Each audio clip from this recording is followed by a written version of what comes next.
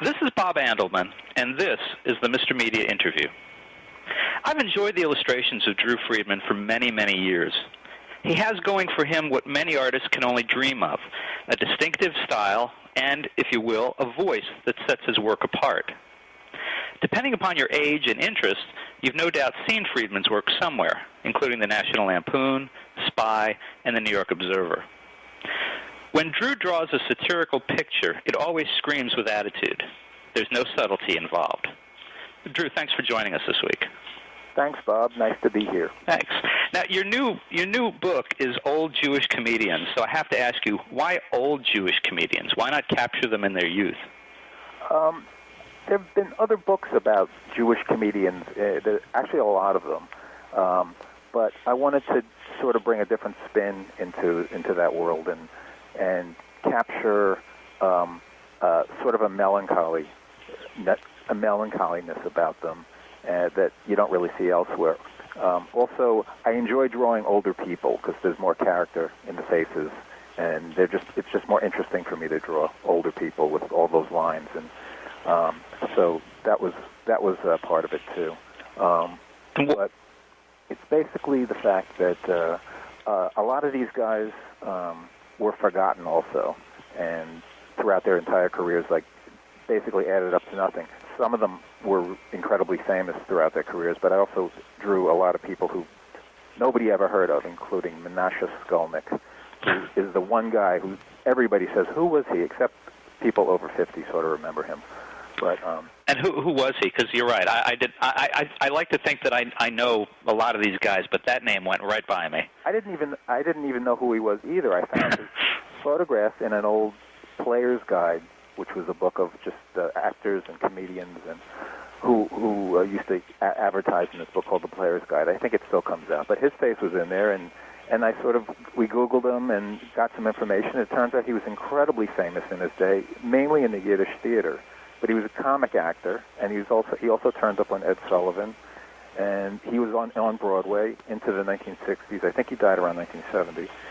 But he was hugely popular, and now he's completely forgotten, except for, my aunt and uncle remember him. My father says, of course I remember him. And usually people over 50 will, it'll register, but anybody under 50, they have no idea who he was. And why just Jews, by the way? Well, can you think of any non-Jews who were funny? Somebody said, you could do old Protestant comedian book, and I said, well, that would be a pamphlet, wouldn't it? I can think of a few. Bob Hope was funny, of course, and Charlie Chaplin claimed he was Jewish. I think he was half Jewish, and Jackie Gleason and Lou Costello. There's a handful of them, but across the board, it mainly comes down to Jewish guys. In fact, there's so many that I'm doing a sequel that will be out next year called More Old Jewish Comedians. This book is only 35 pages, so I had to sort of pick and choose my favorites. Who did you miss in the first book that you'll have in the second book? Oh, there's a long list. I've already started the book, but my rule is that to be qualified as old, you have to be past 70. And that was my first rule for the first book, was born before 1930 but I'm sort of breaking that rule with the second book because I'm including Woody Allen in the second book. And he was born in 1936, so he's a little younger. See, now I went back and looked because I got to the end of the book and I thought, where's Woody? He's got to be close. Woody Allen, the part of the book is including their real name and then their show business name. So that's basically the text in the book. I didn't include biographies. Leonard Maltin wrote the introduction, and I thought that summed everything up nicely. But Woody Allen's real name was Alan Stewart Konigsberg, and he was born in 1936, and he'll be in the next book. The illustration's already complete. Nice Jewish boy from Coney Island, isn't he? I think he's from, I'm not sure exactly. I'm not sure he's from Coney Island. I think he's from, I don't know exactly. Maybe I'm reaching that point where I'm confusing his life with his movies now. There was another Jewish comedian born in Coney Island. It's possible it was Sid Caesar. But, that great scene, of course, in Annie Hall where he goes back to his home and took place in the roller coaster. Right, like under the roller coaster. Yeah, which is weirdly ironic that you're mentioning that because I had relatives who lived in that roller coaster, and that's where we filmed the scenes. Really? But yeah, they were like second cousins to my mother, and they had that apartment under the roller coaster. It wasn't the Cyclone; it was the Thunderbolt roller coaster. And we visited them when I was a kid, and it was exactly like Woody Allen portrayed it in the film, where the roller coaster would just, go, it was on, and then the people were sitting in the house and didn't even react to it. They were so used to it. So he captured that beautifully. Did you, when you started on this, had you done some of these illustrations for something else and adapted them, or did you do this wholly for the book? Everything was done just for this book. Okay. For that square format. This book is 10 by 10. It's a hardcover 10 by 10, and it sort of feels like a children's book. It's like a storybook, but it's 10 by 10 hardcover. It's only 35 pages, but everything was done specifically for the book. I've drawn some of the people before who appear in the book, like Jerry Lewis. I've drawn him a number of times. I've drawn Woody Allen a bunch of times, and some of the other ones, but this was all for this book. Yeah, I mean, some of these really are obscure. I mean, Mousy Garner and who was the other one? Al Kelly. I don't know who Al Kelly is. Yeah, he's pretty much forgotten, too. He was in one movie short, but he was a Friars guy. He was in his career with the Friars. He did like double talk. He was a double talk comedian. So he would like come out as like an ambassador at a Friars roast and pretend to be like from a foreign dignitary, and he would get everything like confused in his dialect. His dialect was off, and it made no sense. But he was funny. But he's completely forgotten. Also, although he wrote an autobiography that came out in the '60s, but his real name was Abraham Kalish, and he changed it to Al Kelly, which certainly didn't sound Jewish. So, part of this book, I didn't want to, you could sort of say I was outing some of these guys, because they sort of changed their names, and a lot of them wanted to play down their Jewishness. But, the book, again, I wasn't trying to out them, but I want, part of the charm and fun of the book is to have their real name included in there. So I wasn't even sure he was Jewish when I first, because I knew about him, and Al Kelly, I guess he's an Irish guy, but it turns out his name was Abraham Kalish. And Mousy Garner he just died recently. He lived into his 90s, but he was a guy who was one of the, not the Three Stooges, but when the Three Stooges left, Ted Healy, who was he was sort of in charge of them in the 30s. He was the straight man, and they were his stooges. But when they quit to go to Columbia Pictures to do their own films, Mousy Garner was part of three guys that Ted Healy hired to be the new Stooges. Oh. And then he sort of like existed in show business for half a century, and he wound up in Spike Jones' band briefly in the 50s, although he couldn't play any instruments, but he looked funny, and that was important. And he just recently died, but there he is. I love the illustration that opens the book of William Bud Abbott, of course, partner of Lou Costello for so long. One of my great regrets is that late in his life, when I was growing up in New Jersey, he played a gig at a cheesy hotel in East Brunswick, New Jersey, and I couldn't find a way to get there. I think I may have been like 16 or 17. You had to be 18 to get in or some such thing, and I've always remembered that every time I drive by that little dumpy hotel, I think, damn, if only I had gotten to see there. And I think like a year or two later, he was gone. Oh, I feel your pain. Yeah, I mean, I have the same regret about not visiting Larry Fine when he was at the old actors' home in Hollywood at the end of his life in the 70s after he suffered some strokes. But he loved getting visitors. And, kids would fly out from all over the country to visit him. And I never did that. I regretted that. And he died in the mid-70s. But I did have the opportunity to visit Groucho Marx at his house. Really? Because my father was friendly with the woman who lived with Groucho Marx at the time, and she invited us in 1975, when Groucho was 85, to visit his house and have dinner there, and there were other guests there. So we spent the afternoon with Groucho, and that was an incredible experience. And the thing that I'm still kicking myself about is that we were invited back the next week. Groucho just loved the company, loved younger people.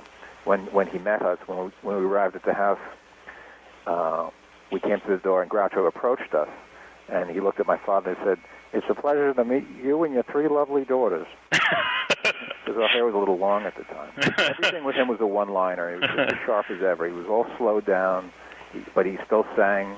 He still wanted to, be involved in everything. Everybody that came in, he came and greeted them. It was amazing. But everything was a one-liner, and it was just, it was incredible how it came out of him. Like, the other great line I thought was, my brother, we knew Groucho lived in Great Neck, Long Island, where we lived when we were kids in the 60s. So we knew Groucho had a house there before he moved to Hollywood. In Great Neck, there was a movie theater that was still there when we were kids called the Playhouse, and we had always heard it had been an old vaudeville theater.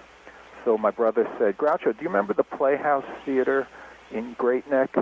They had an old organ in the back, and Groucho, without missing a beat, said, I got an old organ myself. So, it was like everything, it was incredible. Just nonstop. And then he got up and sang for like an hour with I think Harpo's son playing piano. So it was an incredible experience. So it's not just a visit, it's entertainment. Yeah, of course. I mean, just sitting there with him. I got to sit there while he ate his creamed chicken at the table, and it was just like, just that was enough for me. But there was more to the. So my regret is that we were invited back the next week to because Groucho was going to be reunited with Mae West. They hadn't seen each other for 35 years since they were both at Paramount. And we declined the invitation for some reason. I guess we just felt, we had enough Groucho. So I still regret that. And also regret we didn't take any photographs either. But, Now, I wanted to ask you about that. I wanted to ask you, I mean, you've got for lack of a better term, the double truck in the book of Groucho and Harpo and Chico. Did you meet his brothers as well? No. Chico died he died in the early 60s, around 1960, and Harpo died in 64. So that. Okay, I didn't realize it had been that long. Zeppo died, Zeppo lived into the 70s, and so did Gummo, who everybody said was the funniest Marx brother, but, he quit even before they were on Broadway. But Gummo and Zeppo will be in the second book together on one page. And where did you get the photo references for all these old Jewish comedians? I mean, obviously it's easy to find photos of them in their youth and the height of their popularity, but these are, I mean, some of these you wouldn't even recognize. A lot of the photos are photos I've been clipping over the years. It's always been a hobby of mine to just clip, weird photos and photos of celebrities, and not just like smiling shots of celebrities staring at the camera. But more, it's just stranger kind of like shots of them, or even like the sides of their faces. And so I had a file. I also have a lot of books with photographs of some of these guys, and their biographies usually have. And then people were sending me stuff. And then, of course, these days you can get stuff, you can Google certain people, although if you try to Google Menashe Skolnick or Jackie Miles, you'll basically get nothing. Or even Georgie Jessel, who was incredibly famous in his day, but there's hardly anything there on him. So the Jack Benny is interesting. I gather he's wearing bifocals, if I'm looking at this correctly, but also he's not in one of his usual poses. He's not holding his hand out like he's just hit his punchline or something. And he's different. It strikes me that your illustration of him is quite different from the illustration of pretty much anyone else. It's a very relaxed. He's not he's not smiling. He's looking kind of off. It's really interesting looking. One of the things I wanted to do in this book one of the reasons I don't include text is because I want each illustration to sort of tell a little story, and some more than others. And the Jack Benny one in particular is Jack at the height of his career, at the end of his career, but he had an incredible career. He was incredibly famous, successful, was really funny, was successful on Broadway, in movies, television, radio. So I wanted to show him relaxed in his Beverly Hills home. One of the great lines that I read recently was from Woody Allen in an interview in Vanity Fair, where he talked about visiting Jack Benny, and his comment was, Jack Benny was a real Beverly Hills Jew. And I just liked how that sounded. So I wanted to just present him in his Beverly Hills home, just relaxed, like he doesn't have anything more to prove. He's done it all, and he's just looking at the reader like just with a contented smile. And the fact that it's opposite, there's also the drawing of Mousy Garner in what might be an old age home, but he's got an electric blanket wrapped around him, and he's sort of looking at the reader saying, what happened? Like I've been in show business my entire career, and this is where I wound up. Right. So it's sort of, the opposite of, Jack Benny just like had done it all, and there he is. And it almost looks like a woman, actually. Well, he wore his hair like that. Yeah.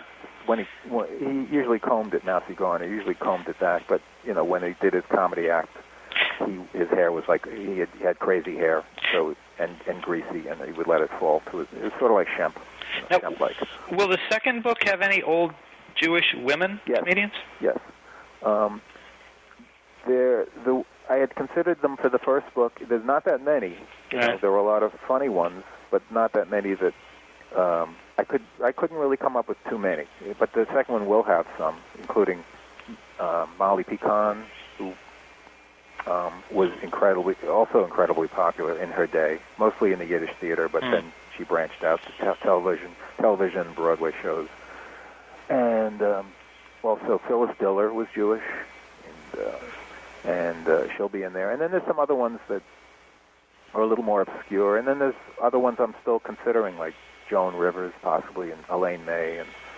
But then some of them died kind of young, like Fanny Bryce died when she was in her early 60s, and Toady Fields didn't live that long. Right. So, they didn't quite, like Lenny Bruce won't be in any of these books because he died at age 40. So. Now, Drew, of course, you're best known for your caricatures, this type of work. What's the process for doing one in terms of what medium do you work in? What do you is there a signature in your mind in terms of the background or the expressions, or is there something beyond what we just see when you do one of these? That's the Beagles in the background. We'll get to the Beagles, I promise. I think FedEx is pulling. But the process, it depends on whether it's an assignment, of course, if I have to draw somebody specific. But my technique used to be what people call stipple style. I haven't done that in many years. But now it's, I use watercolor. Or I work only with the brush, but I do a pretty tight pencil sketch before I paint. So the effect that you're seeing in the Jewish comedian book and my work, it begins with a tight pencil, and then I paint right on top of that, and I don't erase the pencil. So hopefully that'll just give it a richer look, which is what people seem to pick up on, the intense detail. But if it's an assignment, the best. If it's a magazine assignment, if they tell me exactly what they want, that's the easiest way. But if it's up to me, then I have to kick around some ideas and submit some sketches. And but with this book, the Jewish comedian book, I first came up with a list of people I wanted to do, and then as I got to each person, I would figure out how I wanted to present them. Some of them were just up close, like faces in your face. I wanted the effect to be like these guys are just staring right back at you in your face. And then I pulled back on some of the other ones and wanted to show them in an environment, like the Jack Benny one, or Mousy Gone, or a few other ones.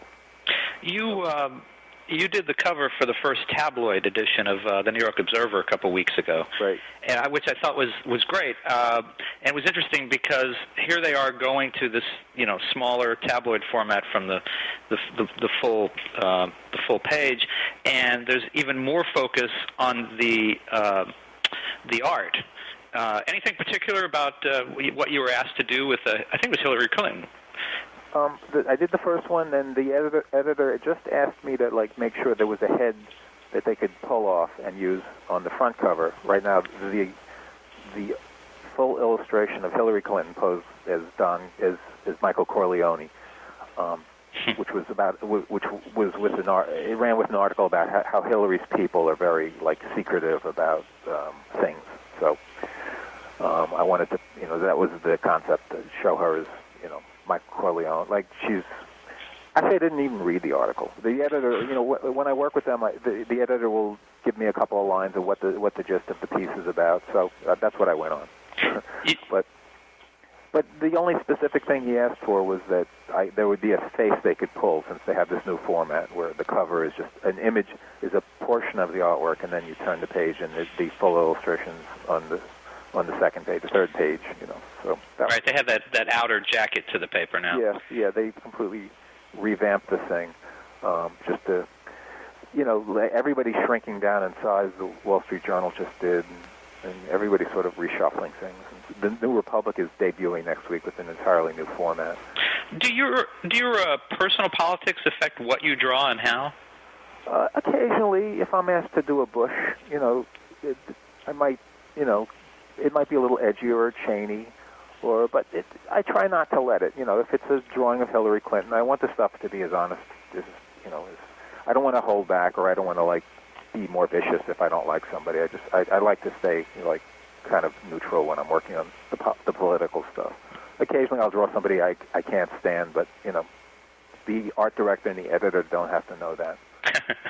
Well, I was going to ask you if you've refused assignments that didn't align with your own beliefs. I don't think I'd do any cigarette ads, and I wouldn't do anything that would harm animals or children. I wouldn't do any PETA ads, but I also wouldn't do any ads for. It's a small list. I mean, I'm like everybody, I'm a slight hypocrite. I'm a vegetarian, but I also do work for Field and Stream magazine occasionally. And I mean, that maybe that's the extent of it.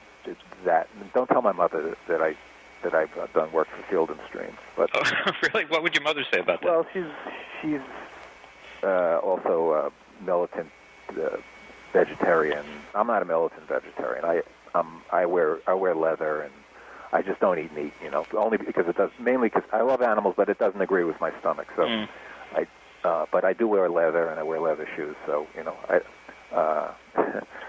but I also do work for Field and Stream occasionally.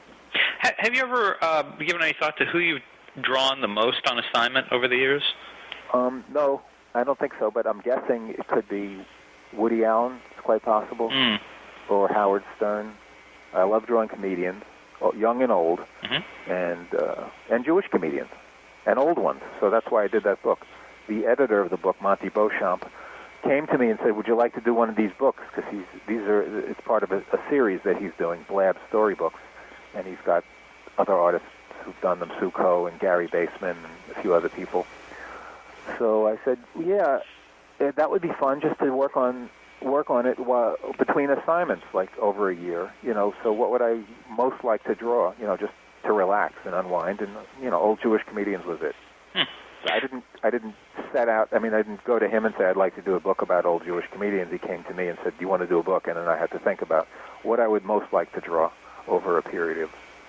Of course, the problem now is so what are you going to do? I'm doing the sequel, more old Jewish comedians, but people said, so next you're going to do young Jewish comedians, right? Or middle-aged Jewish comedians, or old Jewish chiropractors, stuff like that. So I've been making it clear that I'm out of the old Jew business after this book. This is the last.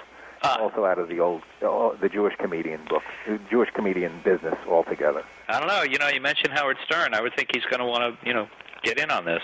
Well, he gave me some nice quotes for the book, but he's going to. I have in my next book that's coming out in the spring, The Fun Never Stops, which is an anthology of comic strips and illustrations. Howard appears a few times in that book. Now, I'm glad you brought that up. I was going to ask you about that. As you compiled your work in that book, and that's June 2007, I think that comes out. Did you discover any common themes about your work from that period that maybe hadn't occurred to you until you had to organize it? No, I don't think so. There's all different kinds of things in the book. The next book is an anthology of work mainly from the early 90s. That my last book of comics was called Warts and All. It was co-written by my brother Josh. Right. That came out in 1990. So this is work that came out after that, and it's the last of the stipple work that I did, which I phased out around 1995, only because I got tired of it mainly. I just got sick and tired, but I didn't need it anymore, and I was slowly phasing it out. And sure enough, when I did my last drawing with some stipple in it, and then the next drawing with no stipple, nobody mentioned a thing, because just quietly phasing it out. But that's mainly the theme, that it's the last of the work with that drawn in that style. But there's a lot of show business stuff, a lot of stuff from Entertainment Weekly, and also a lot of the beginning of the political stuff that I would start doing. I don't know if people are going to remember that there was another guy named Bush as president, but he pops up in this book. And, that guy. And Clinton, and but it's not. It's mostly illustration work and comics from the early to mid '90s, and then all the other comics I've done up until recently. There was a piece I did called Guilty Pleasures of Literary Greats that also ran in the first issue of the new New York Observer a few weeks ago. Mm-hmm. And that comic, which I just completed 2 months ago, will be in the new book as well. Okay. Now, Drew, you work for two of our most famous and, for that matter, infamous humor institutions, the National Lampoon and Spy. You're not including Mad? I forgot about Mad. I'm sorry. And Mad. Let's throw them in. Do you have any good stories about assignments from any of those three? National Lampoon was nothing really from National Lampoon. It was basically, we do comics and give them. It was hard to get in there at first, and that's why I wound up doing stuff for Heavy Metal, which was which was downstairs from them. They were owned by the same people. But at first, when in the early '80s, they weren't. National Lampoon, they weren't being very receptive, so I just went to visit Julie Simmons, and I could hear her howling in her office looking at my stuff, and that was, then she gave me a regular gig for that. But the working for Spy was a lot of fun because they became so popular, and it was just, it was great to be in there while they were going through that period where it's just like they were the magazine, everybody was talking about it, and it was just a fun thing to be involved in. But then, they went downhill just as quickly. So that wasn't so much fun. The early part, that would be from the book, The Spy, The Funny Years, right? Yeah, it's from like 86 to 91, 92, and then after that, I think it. I think I worked there till around 93, and that was it. Now, the last time we spoke, you had mentioned to me about a book that you were illustrating for Maddie Simmons. Is that still on? It's still up in the air. I think that Maddie's daughter Julie is still trying to sell it to a publisher, so that's where we left off on that. Okay. And we'll wrap up in a minute or two, but I'm curious, you come from a creative family, of course. Your brother Josh is a writer, a musician, I think even tried his hand at film. Your dad, Bruce J. Friedman, best-selling author, scriptwriter, and you know this, but I'm going to throw this in for people who are listening. He wrote The Dick and The Lonely Guy for print and Stir Crazy, Splash, and The Heartbreak Kid for screen. I'm thinking that when the family gets together, that must be kind of a tough audience. Well, especially around my father, because he sort of is in charge. I mean, as far as being the funny guy, it's hard to get him to laugh if you're one of his sons. But he appreciates my work and everybody, my brother's work, and but he's a tough audience. It's hard to get him to to howl with laughter. It's rare. Now, is he funny? Yes. Okay. Yes. So always funny. And anything, it just comes out funny. So he's always, and usually he's on too. It's funny. We just introduced Splash to my daughter this very week, just by coincidence. Mm-hmm. Did your dad's career? Did it influence your own choices? I guess it did. I wasn't even really aware of it. I mean, it must have, because in the early '60s he worked at a company called Magazine Management, which was the company that owned Marvel Comics. So right. The next office to him was Stan Lee. And these were the lean years for Marvel, when Stan Lee was down to one secretary and then a couple of artists that would do the work. But they were the guy who ran the company, Martin Goodman, was Stan Lee's cousin, I think. Uncle, I think. Uncle, right. But I think he was, he really wanted to phase the comics out. Of course, right after, that was just right before they exploded and became the biggest thing. But my father would bring home piles of comic books, piles of Marvel comic books to us, like, every week. So it was just like, but we took it for granted. We just assumed, okay, everybody's father brought home piles of comic books from their office every day or every week. So it was sort of like he was bringing us this stuff as little kids, so we just couldn't avoid it, including and Mad Magazine and Famous Monsters Magazine and all that stuff. So, but especially the comic books. So it was sort of being shoved in my face, whether I wanted it or not. And I wasn't even a big Marvel fan. I liked DC Comics also, and I liked humor stuff especially Mad. But everything, little by little, I just started loving, all of it, even Archie comics.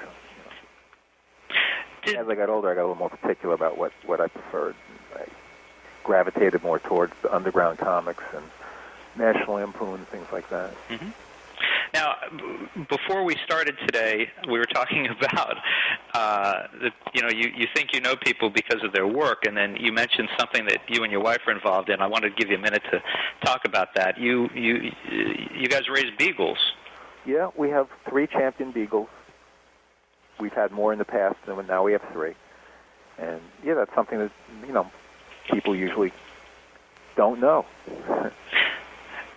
How important are the beagles to you in terms of keeping a rounded life? I mean, a lot of artists or even writers you hear about, they're so focused on what they do that you never hear about them having any other interests because they're so intense on their career. Yeah, I think. Well, we don't have kids, but the beagles we center on them every day. So to me, the beagles are more important than just about anything aside from my wife. The work comes third for me.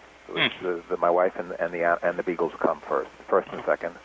So I think that's good because I don't want to be so self-obsessed with what I'm doing. It's just I have a policy of quitting every day at 5, no matter what. I never do all night deadlines anymore. I used to when I was younger, but I can't do that anymore. But it keeps me more grounded in reality and what's more important. And I also want to mention that my wife just reminded me that we had the number 1 beagle in 3 years ago. We owned the number 1 beagle. He didn't live here, but we owned him. So that was exciting. Now, last question, will your number 2 and number 3 interests ever cross? Will we see a beagle book at some point? I've drawn beagles. If you look carefully, you'll see beagles pop up in my work over the years.